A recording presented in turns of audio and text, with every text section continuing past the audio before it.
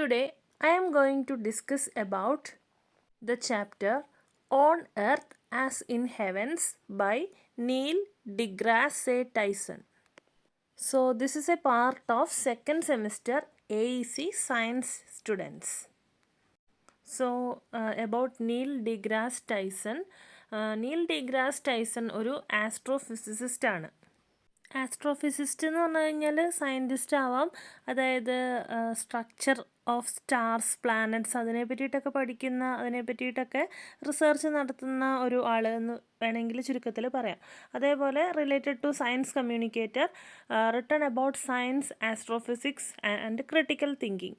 പിന്നെ important works ആണ് കൊടുത്തിട്ടുള്ളത്. ഒന്ന് കോസ്മോസ്, അതൊരു TV സീരീസിനെ ബേസ് ചെയ്തുകൊണ്ടുള്ളൊരു ബുക്കാണ്. യൂണിവേഴ്സിനെ പറ്റിയിട്ടും എർത്തിൻ്റെ position, our place in it, അതിനെ പറ്റിയിട്ടൊക്കെയാണ് അതിൽ ഉള്ളത്. രണ്ടാമത്തെ വർക്ക് എന്ന് പറയുന്നത് astrophysics for people in hurry. അതിനകത്തും ഇതേപോലെ സ്റ്റാർസ്, പ്ലാനറ്റ്സ് റിലേറ്റഡ് ആയിട്ടുള്ള ടോപ്പിക്സ് തന്നെയാണ് അതിലും വരുന്നത്. പിന്നെ അടുത്ത work letters from an astrophysicist. അപ്പോൾ അതെന്ന് പറയുന്നത് ഒരു collection of essays and letters ആണ്. Science, philosophy, life related topics ഒക്കെയാണ് അതിൽ വന്നിട്ടുള്ളത്. സോ നമുക്ക് എസ്സേയിലേക്ക് പോവാം. ഈ ഒരു എസ്സേ എന്ന് പറയുന്നത് നാച്ചുറൽ ഹിസ്റ്ററി മാഗസിൻ എന്ന് പറയുന്ന ഒരു മാഗസിനിൽ November 2000 പബ്ലിഷ്ഡ് ആയിട്ട് വന്നതാണ്. ഓക്കെ, സോ ഞാനിവിടെ പറയുന്നത് ഒറിജിനൽ ടെക്സ്റ്റ്, അതിൻ്റെ ഒരു സമ്മപ്പ് എന്ന് പറഞ്ഞു കഴിഞ്ഞാൽ ഇമ്പോർട്ടൻ്റ് ആയിട്ടുള്ള പോയിൻറ്റ്സ് വെച്ചിട്ടുള്ള നോട്ട്സ് ആയിട്ടാണ് ഞാൻ ഇതിൽ കൊടുത്തിട്ടുള്ളത്. അപ്പോൾ ഈ ഒരു എസ്സേൻ്റെ തുടക്കത്തിൽ തന്നെ പറയുന്നത്, before Isaac Newton people thought that the laws of physics on earth were different from those in space. അതായത് നമ്മളുടെ എർത്തിനെ ഗൈഡ് ചെയ്യുന്ന കുറേ ലോസ് ഉണ്ട്, അത് പാടെ വ്യത്യസ്തമാണ് അതായത് മറ്റ് പ്ലാനറ്റ്സിലും സ്പേസിലും എന്നായിരുന്നു ആൾക്കാർ ആദ്യമേ വിശ്വസിച്ചിട്ടുണ്ടായിരുന്നത്. പിന്നീട് ഐസക് ന്യൂട്ടൻ്റെ ലോ ഓഫ് ഗ്രാവിറ്റി അതൊക്കെ വന്നതിന് ശേഷം ആൾക്കാർക്ക് മനസ്സിലായി അത്രയും കാലം വിശ്വസിച്ചിരുന്നത് ഒരു തെറ്റിദ്ധാരണ മാത്രമാണ്. ശരിയായിട്ടുള്ളതെന്ന് പറഞ്ഞു കഴിഞ്ഞാൽ ഈ ലോ, നമ്മളുടെ എർത്തിന് ഉള്ളൊരു കോമൺ ലോ, അത് എല്ലായിടത്തും കോമൺ ആണ്. അതായത് സ്പേസ് ഒട്ടാകെ ഈ ഒരു കോമൺ ലോയിലാണ് പോകുന്നത്. ന്യൂട്ടൻ്റെ ലോ ഓഫ് ഗ്രാവിറ്റി, അതായത് ഗുരുത്വാകർഷണ നിയമം, അതിൽ എന്താ പറയുന്നതെന്ന് വെച്ച് കഴിഞ്ഞാൽ നമ്മളുടെ ഒരു എർത്തിനെ, അതായത് ഭൂമിയിൽ എന്താണ് വസ്തുക്കളെ ഇങ്ങനെ വലിക്കുന്ന ഒരു ശക്തിയുണ്ട്. അത് തന്നെയാണ് ഈ ബഹിരാകാശത്ത് നോക്കുകയാണെങ്കിൽ ഗ്രഹങ്ങൾ, നക്ഷത്രങ്ങൾ, ഇതിനെയൊക്കെ കോമൺ ആയിട്ട് ഒരൊറ്റ ഇതിൽ നിർത്തുന്നത് ഈ ഒരു പെർട്ടിക്കുലർ ഫോഴ്സ് തന്നെയാണ് എന്ന് ന്യൂട്ടൺ തെളിയിച്ചു എന്നാണ് പറയുന്നത്. ന്യൂട്ടൻ്റെ ലോ ഓഫ് ഗ്രാവിറ്റി അത് ഈ ഒരു തിയറിയിലേക്കും കൂടെ നയിച്ചു. പിന്നെ പറയുന്നത് എന്താണെന്ന് വെച്ച് കഴിഞ്ഞാൽ, later scientist discovered that the same elements found on earth like hydrogen and oxygen found in sun and other planets also. അതായത് സയൻറ്റിസ്റ്റുകൾ കണ്ടുപിടിച്ചിട്ടുള്ളൊരു കാര്യമാണ്, നമ്മളുടെ ഭൂമിയിൽ കാണപ്പെടുന്ന ഹൈഡ്രജൻ, ഓക്സിജൻ, അതേ മൂലകങ്ങളൊക്കെ തന്നെ സൂര്യൻ്റെ അടുത്ത് മറ്റ് നക്ഷത്രങ്ങളിലൊക്കെ ഉണ്ട്. ഈ സെയിം ഗ്യാസസിൻ്റെ പ്രസൻസ് അതർ പ്ലാനറ്റ്സിലും ഉണ്ട് എന്ന് പിന്നീട് സയൻറ്റിസ്റ്റ് അവരെല്ലാവരും കണ്ടുപിടിച്ചു എന്നാണ് പറയുന്നത്. Next, the universality of physical laws fuels scientific discovery. അതായത് ഈ ഒരു ഫിസിക്കൽ ലോസ് എല്ലായിടത്തും കോമൺ ആണ്, അങ്ങനെ ഒരു കണ്ടുപിടുത്തത്തിന് ശേഷം പിന്നീട് ഒട്ടനവധി സയൻറ്റിഫിക് ഡിസ്കവറീസിലേക്ക് സയൻറ്റിസ്റ്റുകളെ പ്രേരിപ്പിച്ചു എന്നാണ് പറയുന്നത്. അതായത് ഒത്തിരി കണ്ടുപിടുത്തങ്ങൾ പിന്നീട് അവിടെ നടക്കുകയുണ്ടായി. The study of gravity paved the way for further exploration. Astronomers in the 19th century made a groundbreaking discovery when they used prisms to break down sunlight into color spectrum, revealing new insights into sun's composition. പിന്നീടുള്ള കണ്ടുപിടുത്തത്തിനെ പറ്റിയിട്ടാണ് പറയുന്നത്. ആസ്ട്രോണമേഴ്സിൻ്റെ 19th സെഞ്ച്വറിയിൽ പുതിയ പുതിയ ഡിസ്കവറിയിലേക്ക് അവർ പോയിട്ടുണ്ടായിരുന്നു.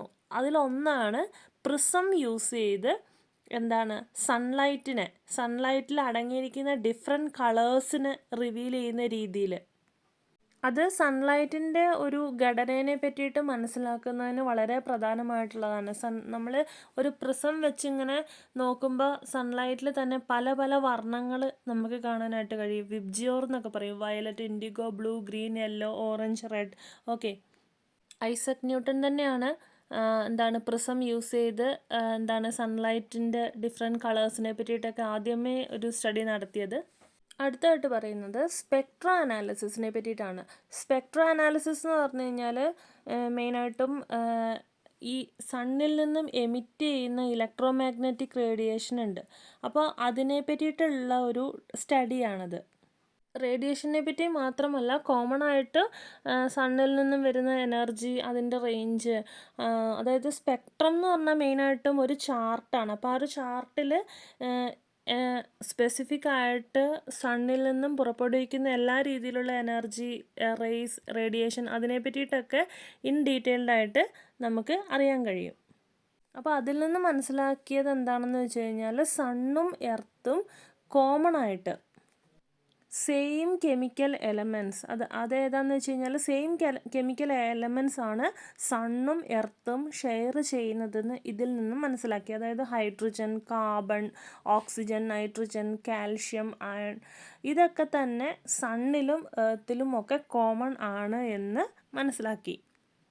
Common ആണെങ്കിലും vast difference in size, mass and temperature അതുണ്ട്. സണ്ണിലെല്ലാം കൂടുതലാണ്, എർത്തിൽ അതിൻ്റെ ഒരു മൈനർ പാർട്ട് ഉണ്ട്. എന്നാൽ ഇത് രണ്ടിൻ്റെയും പ്രസൻസ് രണ്ട് സ്ഥലത്തും ഉണ്ട് എന്നാണ് ഇവിടെ പറയുന്നത്.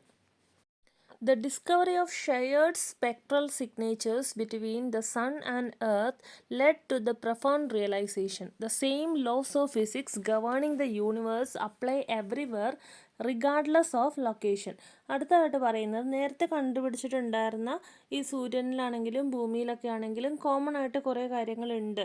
ആ ഒരു റിയലൈസേഷൻ, അതിൽ നിന്ന് നമുക്ക് മനസ്സിലാക്കുന്നത് എന്താണെന്ന് വെച്ച് കഴിഞ്ഞാൽ law of physics is common upon the universe. യൂണിവേഴ്സിൽ എല്ലായിടത്തും ഒരു സെയിം ലോ അതിൽ പോകുന്നതാണ് എന്ന് നമ്മൾ മനസ്സിലാക്കിയെന്നാണ് പറയുന്നത്.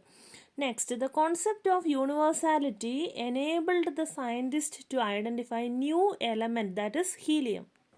ഓക്കെ, അതിനുശേഷം കണ്ടെത്തിയ ഒരു മേജർ ഡിസ്കവറിയാണ് ദ പ്രസൻസ് ഓഫ് ഹീലിയം. നമുക്കറിയാം ഈ സൂര്യൻ, ഈ എക്ലിപ്സിൻ്റെ ഒക്കെ സമയത്ത് നമ്മൾക്ക് ആ ഇമേജിൽ നോക്കിക്കഴിഞ്ഞാൽ ഒരു സൂര്യനിൽ ഒരു മഞ്ഞ വലയം കാണാം. ഓക്കെ, അതാണ് ഹീലിയം, ഹീലിയത്തിൻ്റെ പ്രസൻസ് ആണത്. സോ നെക്സ്റ്റ് പറയുന്നത് എന്താണെന്ന് വെച്ച് കഴിഞ്ഞാൽ ഈ സണ്ണിൽ കാണുന്ന ഈ സെയിം ഹീലിയം അതിൻ്റെ പ്രസൻസ് എർത്തിലും ഉണ്ട്. അതായത് സോളാർ എക്ലിപ്സിൻ്റെ ഒക്കെ സമയത്ത് സണ്ണിൽ കാണുന്ന ഒരു യെല്ലോ സ്പെക്ട്രൽ ലൈൻ ഉണ്ട്, അത് എർത്തിലും അതിൻ്റെ പ്രസൻസ് ഉണ്ട് എന്ന് അടുത്തതായിട്ട് കണ്ടുപിടിച്ചു. ഒരു നോൺ റിന്യൂവബിൾ നാച്ചുറൽ റിസോഴ്സ് അതായിട്ടാണ് ഇപ്പോൾ നമ്മളുടെ എർത്തിൽ ഹീലിയത്തിൻ്റെ പ്രസൻസ് ഉള്ളത്. ഇന്ന് നമ്മൾ MRI സ്കാനേഴ്സ് അവിടെയൊക്കെ അതേപോലെ വേരിയസ് കൈൻഡ്സ് ഓഫ് ബലൂൺസ് അതിലൊക്കെ ഹീലിയം യൂസ് ചെയ്യുന്നുണ്ട്. ഓൾസോ ഫോർ കൂളിംഗ് പേർപ്പസ് അങ്ങനെയൊക്കെ. Next, the laws of physics were found to be universal applying in many areas. അതായത് ലോസ് ഓഫ് ഫിസിക്സ് എന്ന് പറയുന്നത് യൂണിവേഴ്സൽ ആണ് എന്ന് പറയുന്ന കുറച്ച് പോയിൻറ്റ്സിനെ പറ്റിയിട്ടാണ് ഇനി അടുത്തായിട്ട് പറയുന്നത്. സോ ഫസ്റ്റ് വൺ എന്ന് പറയുന്നത് സോളാർ സിസ്റ്റം. അവിടെ ഹീലിയത്തിൻ്റെ ഒരു ഡിസ്കവറി, അത് കോമൺ ആണ് എന്നുള്ള രീതിയിൽ ഇവിടെ കണ്ടുപിടിച്ചു. പിന്നെ second is across the Galaxy മൊത്തത്തിൽ നോക്കുവാണെങ്കിൽ ഫെമിലിയർ ആയിട്ടുള്ള കെമിക്കൽസ്, അതായത് ഈ എവിടെയൊക്കെ നമ്മുടെ എർത്തിൽ കാണുന്ന കെമിക്കൽസ് അതിൻ്റെയൊക്കെ പ്രസൻസ് നമ്മളുടെ ഗാലക്സി ഒട്ടാകെ പല സ്ഥലങ്ങളിൽ നിയർ ബൈ സ്റ്റാർസിലൊക്കെ ഉണ്ട് എന്ന് കണ്ടുപിടിച്ചു. അക്രോസ് ദ യൂണിവേഴ്സ് നോക്കുവാണെങ്കിൽ distant binary stars and galaxies obeying Newton's loss. അതായത് ഒരു ഗുരുത്വാകർഷണ നിയമം എന്ന് പറയുന്നത് യൂണിവേഴ്സ് മൊത്തത്തിൽ നമുക്കറിയാം സൂര്യനെ വലം വെക്കുന്ന ആ ഒരു പ്രക്രിയ അത് എല്ലാ സ്റ്റാർസും കോമൺ ആയിട്ട് ഒബേ ചെയ്യുന്നുണ്ട്. അപ്പോൾ ന്യൂട്ടൻ്റെ ആ ഒരു ഗുരുത്വാകർഷണ ഇതെന്ന് പറയുന്നത് ശരിയാണെന്നുള്ള രീതിയിൽ അവിടെ തെളിഞ്ഞു വന്നു. അക്രോസ് ടൈം അവിടെ പറയുന്നത് Spectra from distant objects showing same chemical signatures. അപ്പോൾ അതായത് നമ്മളുടെ എർത്തിൽ നിന്നും ഡിസ്റ്റൻ്റ് ആയിട്ടുള്ള ഡിഫറെൻറ്റ് ഒബ്ജക്ട്സ്, പ്ലാനറ്റ്സ് ആകാം, സ്റ്റാർസ് ആകാം, അവിടെയൊക്കെയുള്ള കെമിക്കൽ എലമെൻറ്റ്സ് അതിൻ്റെയൊക്കെ ഇത് കോമൺ ആയിട്ടുള്ളതാണ് എന്ന് കണ്ടുപിടിച്ചു. എലമെൻറ്റ്സ് കോമൺ ആണ്, മാസിൽ ഡിഫറൻസ് ഉണ്ടാവും, അത് മാത്രമാണ് ഒരു വ്യത്യാസമുള്ളൂ. Last point, a key constant, the fine structure constant, has remained unchanged for billions of years, confirming the universality of physical laws. അതായത് ഇത് ഫൈൻ സ്ട്രക്ചർ കോൺസ്റ്റൻ്റ് എന്ന് പറയുന്നത് ഫിസിക്സിൽ സോമർഫെൽഡ് കോൺസ്റ്റൻ്റ് എന്നും കൂടെ അറിയപ്പെടുന്നു.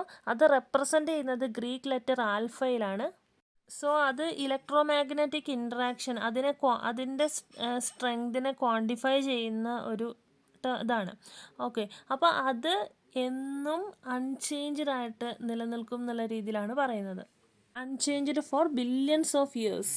അപ്പോൾ ഇതെല്ലാം തന്നെ എന്താണ്, യൂണിവേഴ്സാലിറ്റി ഓഫ് ഫിസിക്കൽ ലോസ് അതിനെ എടുത്തു കാണിക്കുന്ന കുറേ എക്സാമ്പിൾസ് ആയിട്ടാണ് ഇവിടെ പറയുന്നത്.